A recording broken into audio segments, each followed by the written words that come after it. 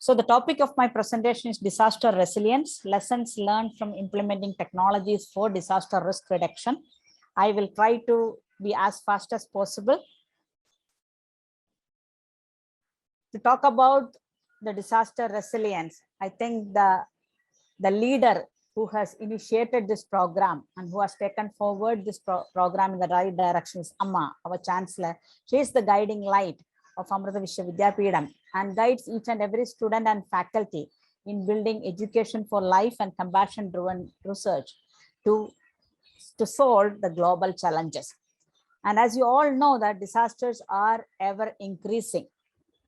Over the years from 1980, if you look at 2019, each of the natural hazards has increased in a large amount. If you just take flood itself, it has increased from 1,389 to 3,254.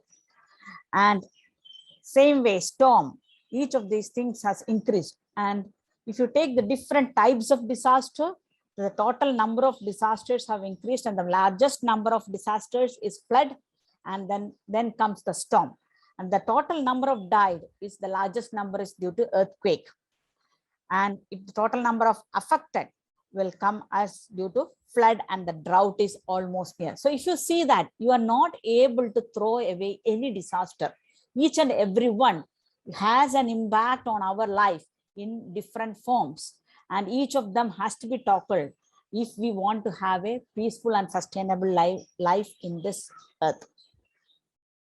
This is the disaster management cycle, which everybody has talked about, where you say that when a disaster hit, you will have to respond to it and you have to recover. But it doesn't end there. If you want to have a peaceful life and bring in the prosperity, you need to build in preparedness and mitigation as part of the whole disaster management cycle. Let us see where are the gaps and how different organizations are also trying to solve these gaps. To solve the disaster management cycle itself, the major concept which nowadays we talk about is the resilience. That means we have to be adaptive to tackle these changes which you are affected due to the extreme weather conditions. So the major 4 elements of resilience framework, what they talk about is you need to understand the context. What are the system or the process, how much resilient they are. What is the disturbance you are coming up? What are the shocks? What are the stresses? So that whether it is a natural hazard, whether it is a conflict, whether it is insecurity, any of those things. What is the type of disturbance and what are the stresses which bring in this shock? Now, the major part is what is the capacity to deal with the disturbance. So if you want to understand the capacity, you need to understand what is the exposure with respect to that natural hazard and how much sensitive is the community with respect to the particular disaster. Do they have the adaptive capacity? So how do you deal with the disturbance depends on your exposure, your sensitivity, and your adaptive capacity. And to reaction to this disturbance, where you have to react because you have to survive, pop up, recover, learn, and transform. So you have to make each of the community, how can they bounce back better? How can they recover, but worse than before?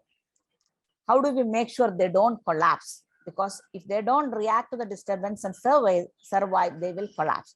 So it is a duty of each one of us to see that how we build this adaptive capacity to bounce back better. And at the same time, we are ready before even the disaster hits us.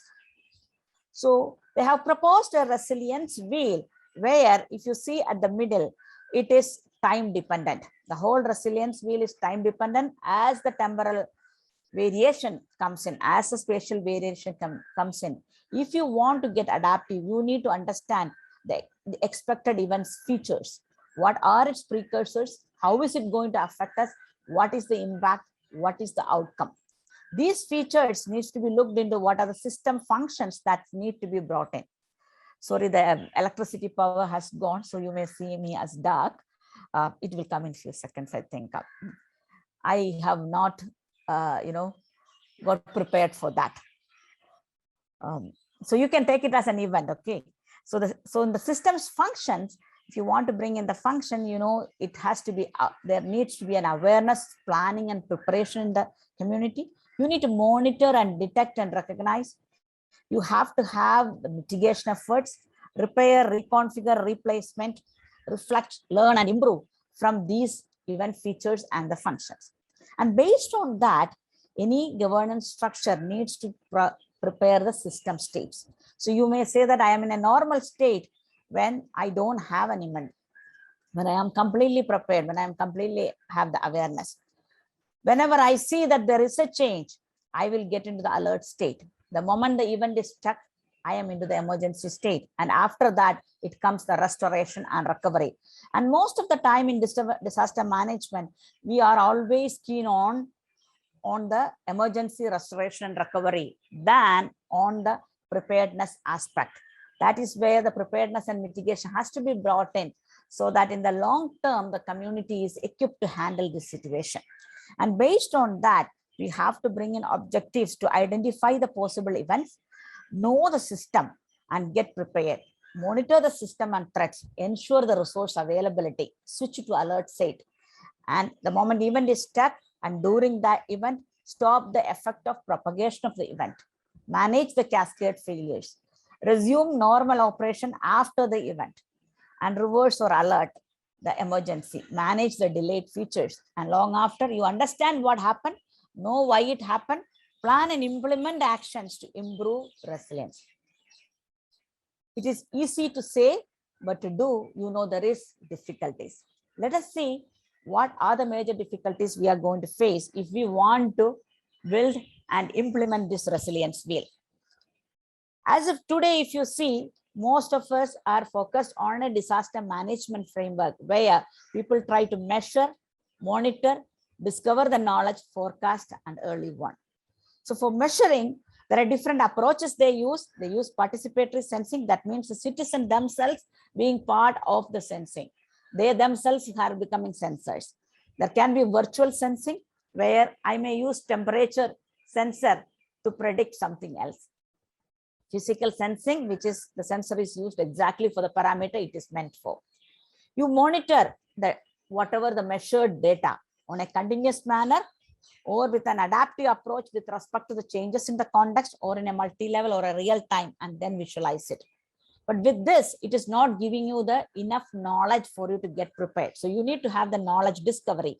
The knowledge discovery, as of today, has been built using different social models, statistical models to understand the data and its variability, geological or hydrological models, signal processing models, data mining, machine learning models, and using that to forecast the weather, the hydrological model, slope stability, expert systems, etc. And early one using artificial intelligence or multi-phase, multi-case decision model, real-time communication services and alert. But what we tend to forget in the resilience, to build the resilience, is the community resilience. We are coming up with all technologies, all social dimensions, etc., but we forget about the main piece, the community.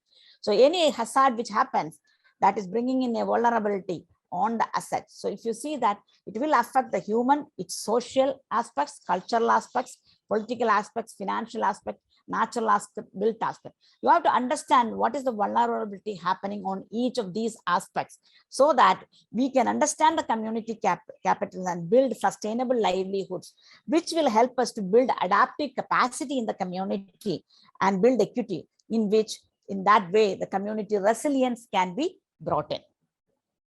So as you have seen, to move from disaster management to disaster resilience, you need to bring in community engagement and participatory approaches to work coherently, inclusively with them, so that we are able to provide the adaptive capacity to them. And as of today, if you see, it's not single hazards what you are seeing. You are seeing more and more multi-hazards, and you need to build the multi-hazard resilience. For that, you have to develop knowledge on how to measure multiple hazards, which are either cascading or subsequent hazards, etc. You need to monitor each of those hazards, come up with the interrelationship of factors, develop thresholds, early warn procedures has to be prepared, bring in participatory approach and empower the community. Not only that, you have to implement in a scalable fashion, sustainable fashion, and in a resilient fashion to take forward. So success of disaster resilience is actually based on three main factors. One is building the technologies for disaster management, which uses multi-domain approaches and also the integration of approaches. Education and capacity development by building in curriculum development, training programs for community students and researchers and administrators, and participatory approaches to co-design, which is a multi-stakeholder engagement, community engagement leading to community empowerment. So what do we need? We need integration. Integration to understand the multi-hazard existence and its imminence in coming up and impacting us. For that, you need to have multi-domain integration to understand the cascaded hazards. You have to have multi-scale approaches and multi-level approaches to take it. As the first case study, let me take this 2004 tsunami effort, where Amrita's effort in post-tsunami, which gives us the knowledge of a framework of how a community resilience can be brought in.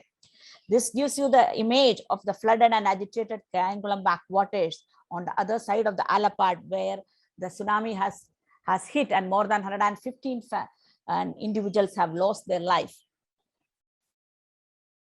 In the tsunami, Amma was forefront. Our Chancellor Srimata Amritanandamayi Devi was in forefront in each and every activity required to take care of disaster management and building the disaster resilience.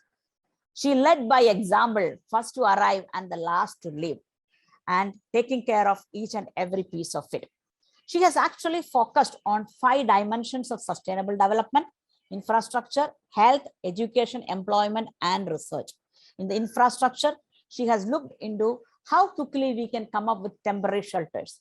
When the government has taken months to build the temporary shelter, Amma and Amma's organization took less than 7 days to bring the temporary shelter. What is the impact of that? When you have within 7 days a temporary shelter for me to live, what is happening is you are giving a psychological strength. You are making sure disease is not spread. Otherwise, when you are in the camps, you are already disturbed, because the moment tsunami is hit, they lost everything. They have only the wet cloth, what is on their body. So from there, moving into the temporary shelter, and with that, it doesn't stop. You have to give them the confidence. Amma started building the disaster resilient houses. So even if tomorrow there is an earthquake or a tsunami, you are able to stay in these new houses, which has actually piled almost 3 to 6 meters down below to make it resilient to these extreme climatic events comes in. She also knows that community needs to engage together. She also built community hall and entertainment park and evacuation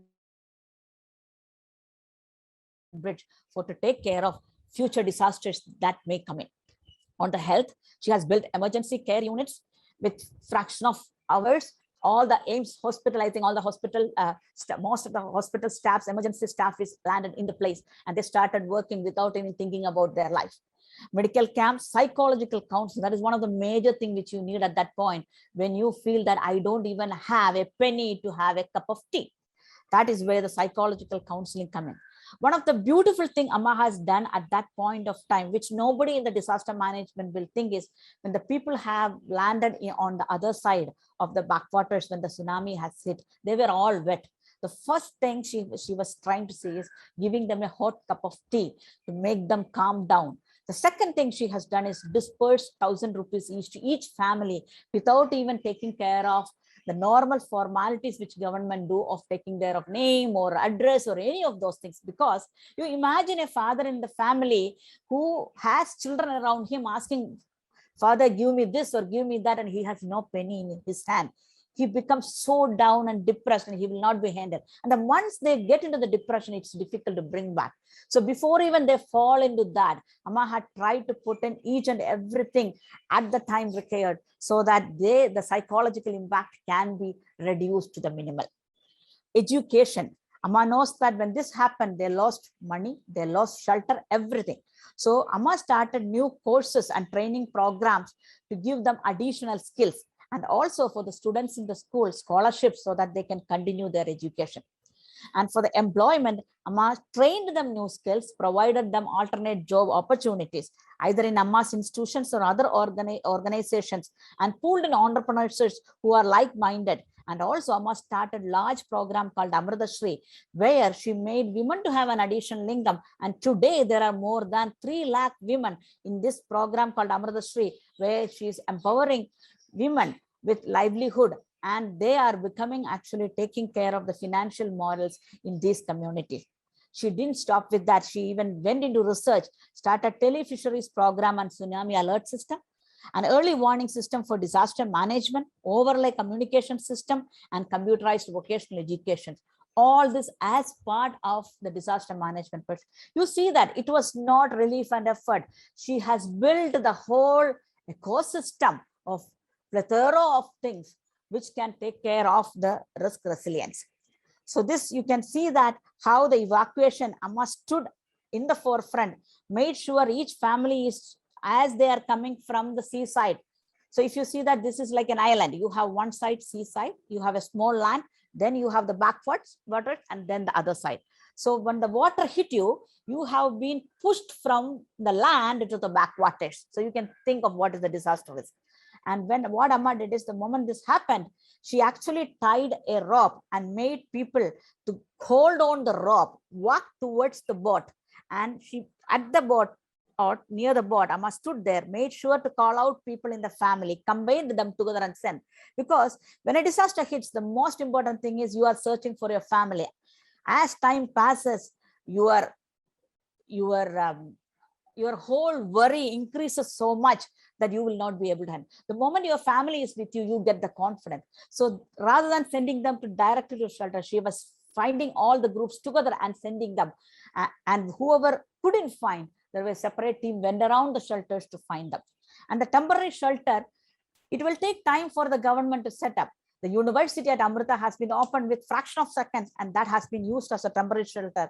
When everybody else, including the government schools, had to start their school functioning in after 1 month, Amma decided that Amma will not open the university. Amma will keep it for the temporary shelter until they move out, until they get the things.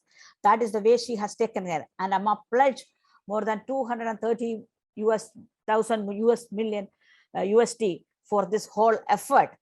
And as I said, very quickly, less than 7 days, temporary shelters. But the major factor she has brought in, it's not that she alone did. She has brought in the whole community together, with forgetting all the caste aside, forgetting whether I am young or old.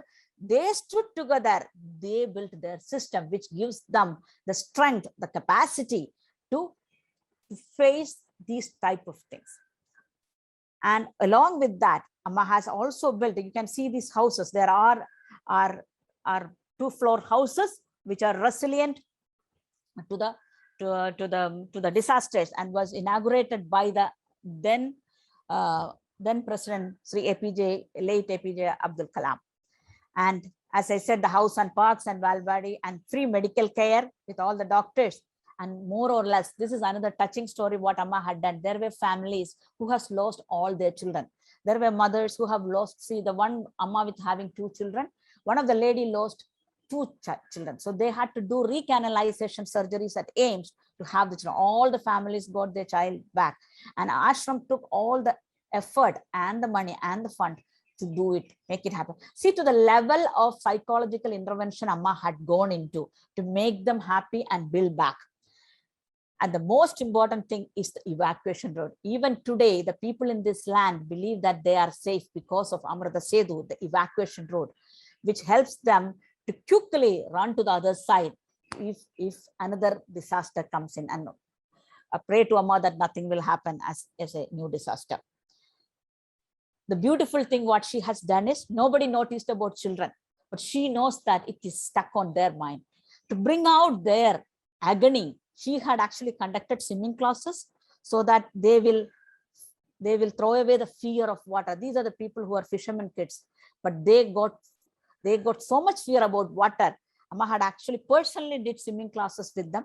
Amma made them draw so that their fear comes out, so that we can do different actions. And Amma personally engaged in education and personality development, brought all of them into the ashram, build the capabilities.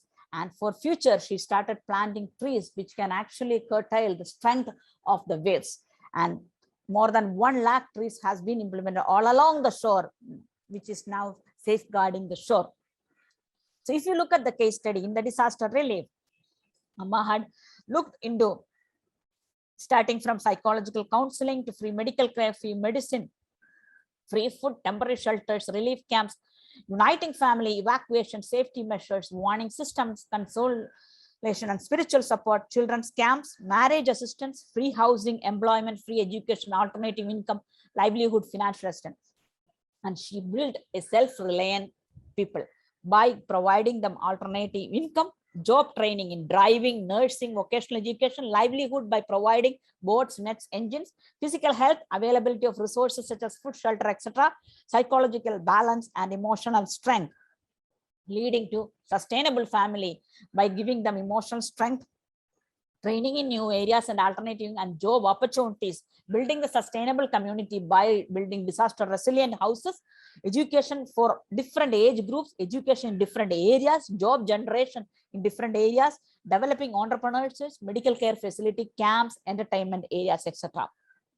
So for any disaster relief, you will need your needs and requirements are at the level of a person or a family and a community. So you need to build communities, build commerce and sustainable. So Amma had looked into the disaster relief in such a manner. She built self-reliant person, sustainable family, sustainable community, leading to sustainable development. This is a classic example how resilience has to be brought in every piece so that the community become resilient. Let me go into a technological intervention, which is landslide monitoring, where we have designed, developed, and deploy Amrita IoT system for landslide detection and early warning in Western Ghats, India and Himalayas with 400 plus sensors, real-time early warning disaster risk reduction, where we have deployed a low-cost Earth probe, which is capable to sense accurate data, do the spatial measurement at the desired temporal frequency, and able to do the heterogeneous sensing of moisture, pore pressure, movements, vibrations, rainfall, etc. And all data is collected and heterogeneously using heterogeneous wireless connectivity. In real time they send the data with integrated edge computing and data analytics so that it can provide the local warning, and optimized for power so that the lifetime of the system is ensured, and fault tolerance with respect to data collection, memory and wireless connectivity so that we could use the data to save life. And it has brought in the context awareness with respect to when the landslide is happening, when the extreme weather is changing. Accordingly, each type of sensor is activated, and with respect to that, data collection is done. And at multiple layers of the soil, based on the parameter you want to sense, each of the different types of sensors are deployed, and the data is collected, and the data is analyzed at that location, and services, edge node services are used to transmit it to integrate into IoT fog and cloud, where it connects the sensors through the wireless network, and the software system has been built for service delivery, traffic management and bandwidth with 24/7 operation, landslide monitoring and detection, delivering real-time warnings via internet and real-time visualization so that you are able to see the variations of these parameters. That means you are able to measure, monitor, knowledge discovery, everything in real time from anywhere. And what has helped this over the years, this has started in 2006, and even today this research is extensively happening at Amrita. And so we have a decade-long data. We use the real-time data analysis and adaptive learning to forecast what is going to happen. So we built decision models which using machine learning and artificial intelligence, which uses meteorological, geological, hydrological and vibrational, and does the spatio-temporal analysis and built the machine learning models, by which we have built regional rainfall threshold and local rainfall threshold, and look into comparative analysis of heterogeneous parameters, where we are able to forecast when the event happens. So this image shows that the blue is one shows the daily cumulative rain, and the yellow shows the pore pressure. And you can see that for a long time, if you take the 2030, for a long time, pore pressure is not changing, but suddenly you will see a peak in the pore pressure, and then the landslide event coming up. If you don't capture the data at that point, you are going to lose the event and you will not be able to run. So your system has to be so precise in capturing the data and informing the right person. And we also have done, because using the forecasted weather data, we have also come up with an adaptive SVR based pore pressure forecast model, which will help us to tell when will the imminent landslide will happen almost 24 hours ahead.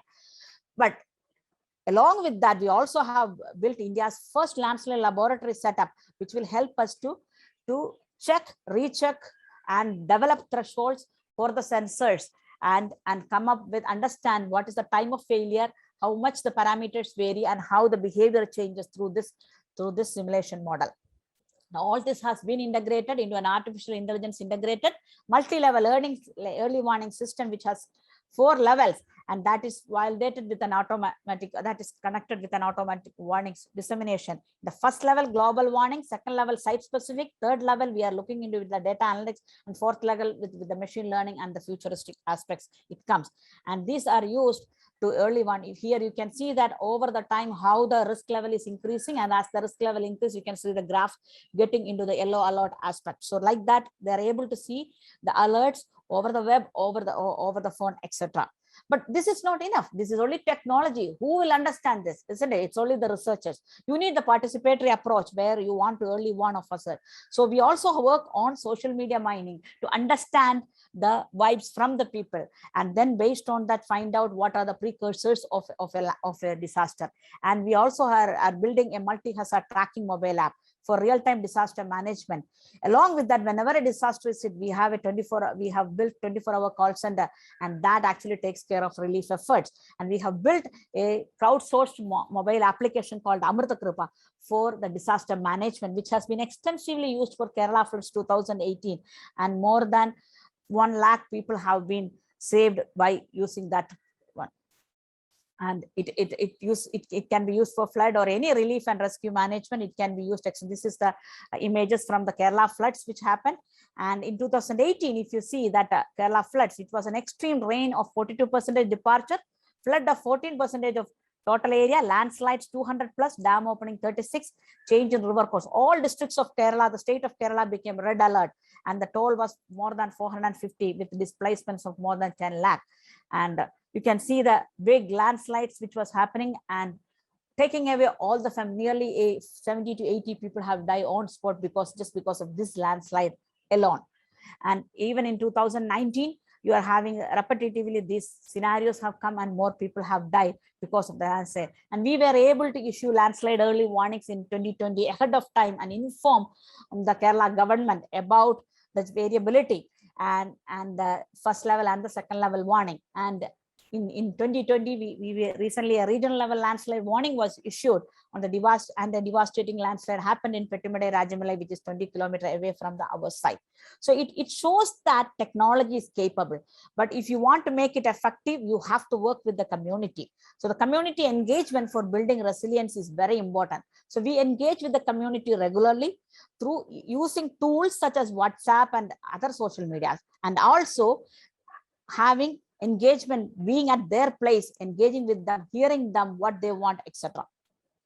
And also we empower them to understand what is the disasters happening and how they can capture and how they can understand. So we built a landslide mobile app, landslide tracker, as part of the landslide project, which is funded by NERC UK, with multi collaborators are there. And it is easy to use, like 3 levels of users with the different experts.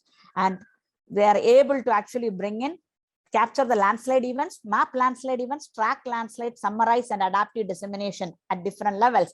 So you are able to get into the landslide classification awareness, and training part happens through that. The input becomes time, event and location, and spatio-temporal landslide events comes in, so that you are able to track how the event is moving and how it is impacting over the time, and with the geo mapping and mapping list and the visualizations of wherever at the different parts of the world. So thus we are able to bring in the key components of measure, monitor, knowledge, forecast, along with the disaster resilience, by bringing participatorily, working with the community in building these solutions, and also engaging them in social media data collections on the way they have to collect, the way they have to put in, also where we are with respect to India being a country with multiple languages, it is also capable to handle different languages and then understand what are the events we are talking about. So we integrated all these things and brought in a community resilience with data collection from site-specific sensor data, meteorological data, and landslide dynamic, with crowdsourcing with text message, voice calls, multimedia, and social media, and the data with the event detection framework for data tagging and classification, social and community models, data-driven models, adaptive learning and pattern extraction, threshold development, event detection, and multi-scale early warning, with alert dissemination, alert customization, app service and interface, thus the alert service giving an open platform for emergency community. Thus, if you see, we have built in a 5 pillars for disaster risk reduction with vulnerability mapping, meteorological, geological, hydrological analysis, real-time monitoring of disasters, multi-scale decision models and warning, and community resilience program and social media. This cycle is perfect only when you actually look into where the ecosystem is affected and why these natural hazards are. So we give the inputs back so that the ecosystem restoration can be done by the community so that these impacts can be reduced. So thus the whole community resilience is brought in and able to achieve the what we call as resilience framework, where we are able to bring in the quality of life, a prepared system, responsible governance, and strong economy. Thank you, everybody.